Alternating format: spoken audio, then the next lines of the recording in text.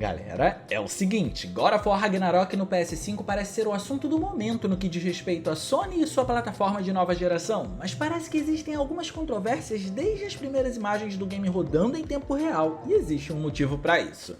O último God of War lançado, lá no ano de 2018, pode ser facilmente considerado um dos títulos responsáveis por exprimir o máximo do PlayStation 4. O game, sem sombra de dúvidas, mostra o que é possível fazer quando todos os benefícios e artimanhas técnicas de um console são dominados ao máximo. Só que por outro lado, para a nova geração, fica ainda mais difícil de impressionar porque anteriormente os resultados já foram absurdos. E God of War Ragnarok vem mostrando através dos trailers e gameplays esse cenário muito bem, tendo de quebra um agravante que precisamos conversar. Só que claro, para ver esse agravante e desmistificar um pouco da parte gráfica do jogo de acordo com o que foi liberado até agora, não esquece de clicar no gostei porque isso ajuda pra caramba e de quebra você faz a boa ação do dia e se inscreve no canal ativando o sininho das notificações para não perder os vídeos de terças e quintas às 19 horas. Tudo isso feito? Então fica atento, porque agora a gente vai reparar em todos os detalhes possíveis dos visuais de God of War Ragnarok.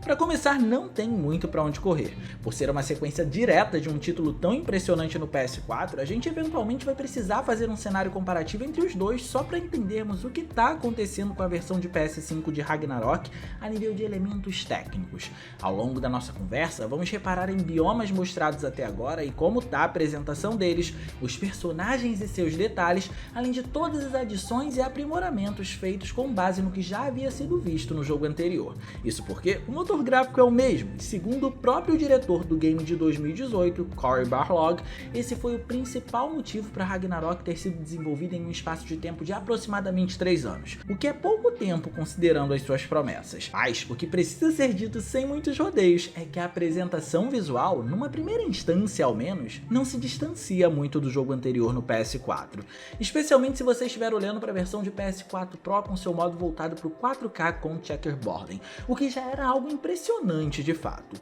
No entanto, a gente não pode resumir Ragnarok apenas a essa primeira instância, e eu acho que o segredo dos visuais e de seus aprimoramentos no jogo provavelmente vai estar aí. Digamos que esse título no PS5 especialmente parece estar fazendo muito com pouco, e eu explico por quê. Mas antes, lembra que o projeto dos hypados do Hype Games te ajuda a economizar. Jogos da PSN como Elden Ring, em que lá você paga R$300, com o gift card do Hype Games você paga apenas 284. Já o sucesso de vendas God of War você encontra de 100 por R$94 com o gift card aqui, e assim se prepara para o Ragnarok que já tá chegando. Além disso, dá para aproveitar para renovar a sua PS Plus, deixando o valor de tabela de R$200 da PSN de lado para pagar R$189 por aqui. E claro, é importante lembrar que os gift cards e assinaturas do Xbox também estão em promoção aqui, e você tem 12 meses de Live Gold de 200 por R$189 ou 3 meses de Game Pass de 90 por R$85. Já com o especial de Dia das Crianças, você encontra jogos selecionados com até 90% de desconto por tempo limitado. Tudo isso você pode parcelar ou pagar no Pix e até no boleto. Então clica no meu link fixado nos comentários para você ir para minha loja e aproveitar todas as ofertas do Hype Games. O agravante a qual me referi anteriormente é diretamente associado a nada menos do que ao fato de termos um game que cruza gerações aqui. Ou seja, Ragnarok não apenas foi feito em cima do motor gráfico concentrado no PlayStation 4, como também é um game que vai ser lançado para ele. E ser lançado para o console de 8ª geração da Sony, por si só não é necessariamente um problema. O que realmente chama a atenção desse lado do raciocínio é que o título anterior já fez tanto lá no PS4 que honestamente não parece que se tem muito para ser inserido visualmente aqui no PlayStation 5. Especialmente quando se considera que estamos no seu início de vida. E bem, entre inserções e aprimoramentos, parecem haver algumas faltas também que podem ter acontecido justamente em detrimento de uma tecnologia mais antiga como base na produção do jogo, mas a gente vai falar disso ainda. Primeiro, vamos comentar sobre os ambientes e como tudo parece ter sido construído se aproveitando de muito do que já encontrávamos anteriormente. Alguns cenários parecem estar de volta, já dando margem para olharmos os recursos visuais e como eles podem ter um certo impacto no jogo. Só que para isso, a volta deles acontece de uma maneira completamente nova. Um exemplo disso que eu tô falando é o Mar de Midgard, que funcionava como um hub no jogo anterior. Aqui toda a sua atmosfera foi mudada graças ao inverno que fez com que tudo fosse congelado e coberto de neve. A deformidade da neve em si sempre foi muito boa já no título de 2018, mas aqui encontramos o primeiro aprimoramento aparentemente. Apesar de continuarmos tendo uma excelente variação do tessellation nela, algo muito parecido ao que é visto em Rise of the Tomb Raider, inclusive, que na minha concepção é uma das melhores representações de deformidade de neve que a gente teve nos últimos tempos, é nos pequenos movimentos que dá para perceber a atuação dela de maneira mais precisa, enquanto se espalha de acordo com a intensidade do que é feito nela. E tecnicamente falando, julgando esses pequenos detalhes e a atuação deles, ser pequeno e definir um comportamento de acordo com esse tamanho ou importância é que é o difícil. Isso vale para as sombras, texturas e para os detalhes. Quanto menor for o elemento, a precisão enquanto ele atua vai demandar muito mais da tecnologia apresentada. Só que parece que esse é o único ponto em que vemos God of War se concentrar tanto na neve, porque o resto das imagens mostram visuais mais impactantes, algo que a gente precisa se focar agora. Isso muito provavelmente é para causar uma sensação de evolução gráfica logo de cara quando a gente compara com o jogo anterior, porque apesar de encontrarmos lá esse tipo de estética mais colorida também não era algo comum. O de 2018 costumava optar por exibir cenários mais mórbidos e com uma atmosfera mais branda, embora eles ainda impressionassem pela magnitude, sensação de escala e, não menos importante, a qualidade dos elementos. Algo que inclusive está muito relacionado com a sua narrativa e, não menos importante também, claro, com o desenvolvimento do personagem. Ragnarok, por sua vez, aparenta trazer mais cores, mais impacto e mais brilho de uma forma geral. E isso nos leva a comentar sobre uma faca de dois gumes. Reparem como a água foi trazida de maneira mais cristalina e colorida aqui dessa vez. Muito provavelmente aqui o ambiente favorece isso, mas ainda assim o tom utilizado parece querer chamar a atenção do jogador. E vamos combinar, consegue. Então, com isso em mente, é a partir desse elemento que podemos observar mais recursos visuais e também uma pequena falha, considerando que já estamos em uma nova geração. Porém, como a maioria são pontos positivos, é interessante falar deles, afinal, eles ganham destaque por aparecerem em maior quantidade e a gente precisa dar mérito a tudo que foi revelado a respeito do jogo até agora por conta disso.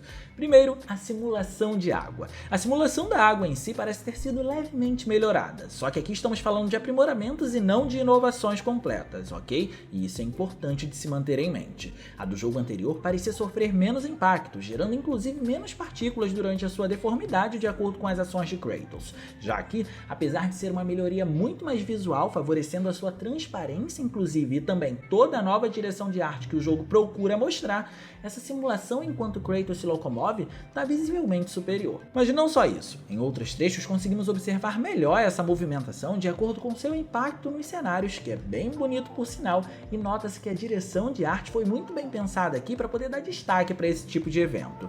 Mas o que chama a atenção nesses casos são os efeitos provenientes desse comportamento dela, ou seja, a água faz o que ela precisa fazer e os efeitos que surgem após isso são muito bonitos. Em volta dessa espécie de explosão aquática, o game brinca com recursos volumétricos que criam essa espécie de neblina e complementam o visual e a direção artística drasticamente. Reparem em como até o sol, artisticamente falando, tem papel fundamental em toda essa complementação. Algo incrível e composto por detalhes.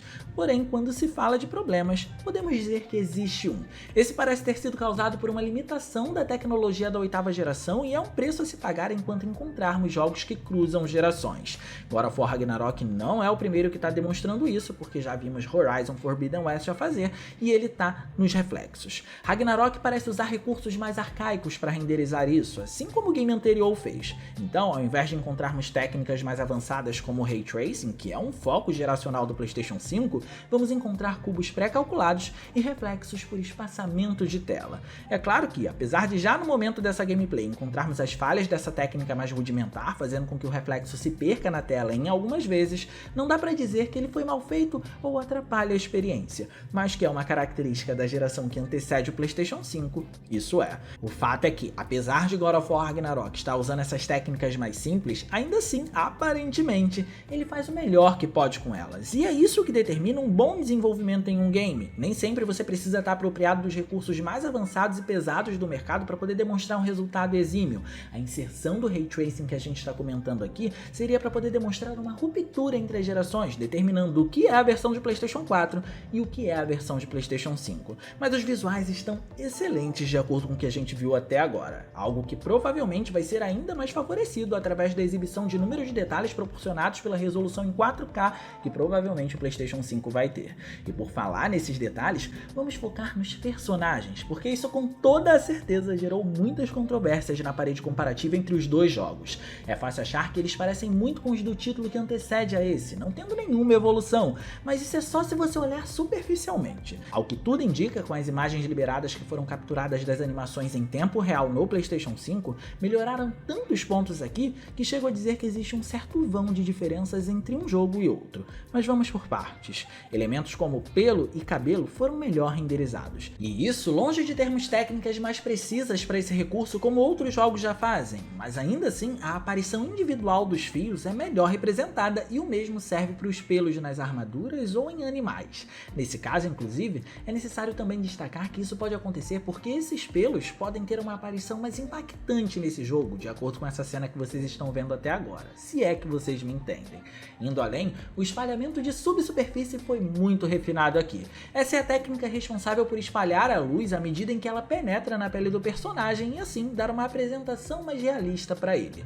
Embora aparentemente encontrássemos a técnica no God of War de 2018, existiam partes em que tudo parecia ser muito mais pré-calculado do que dinâmico nesse sentido, deixando nesses momentos esses personagens mais artificiais, mesmo com um número exorbitante de detalhes que eles apresentam. Aqui, a apresentação mais realista parece ser levada como um padrão, favorecendo o maior número de detalhes que esses modelos têm, o que é natural se olharmos que é um jogo lançado em 2022 e também para o PlayStation 5. E se tá na dúvida, o melhor exemplo disso é Atreus e Freya, que demarcam a distância gráfica de um jogo para outro. E por fim, precisamos destacar também as partículas. Aqui nessa esfera gráfica, tudo indica que estamos em um patamar acima do anterior. As partículas parecem não apenas ter recebido mais destaque, como também indicam no trailer que vão aparecer com muito mais peso e frequência. Reparem, por exemplo, na forma como recriaram a cena final do game anterior em que Thor aparece, deixando tudo mais claro na iluminação e inserindo mais flocos de neve que ficam fáceis de serem vistos.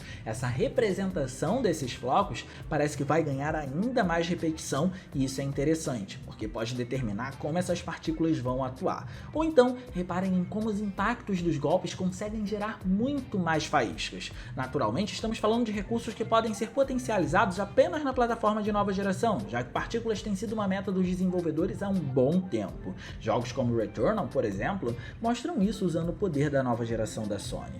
Mas, no geral, digamos que Ragnarok tem uma missão muito difícil de impressionar no PlayStation 5 porque provavelmente já vai impressionar no PlayStation 4. E se de um lado isso é bom, do outro pode não ser interessante porque acaba não justificando quem comprou uma nova plataforma para poder jogar essa nova entrada da franquia. Mas ao mesmo tempo, julgando que o próprio diretor já disse que tem muito mais história para poder contar e que esse é alguém que encerra o arco iniciado pelo título anterior, numa futura sequência podemos encontrar uma transformação visual focada exclusivamente num poder de nova geração.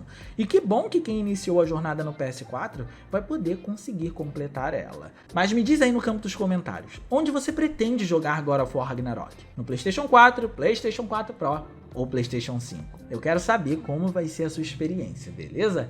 E no mais eu vou ficando por aqui, eu espero muito que vocês tenham gostado desse vídeo. Se vocês gostaram, não se esqueçam de clicar no gostei, porque isso ajuda pra caramba e de quebra você faz a boa ação do dia. E se inscreve no canal ativando o sininho das notificações para não perder os vídeos de terças e quintas às 19 horas. Minhas redes sociais vão estar aparecendo por aqui, se vocês quiserem trocar uma ideia, sou todo ouvidos. Era isso, um grande abraço e a gente vai se ver na próxima.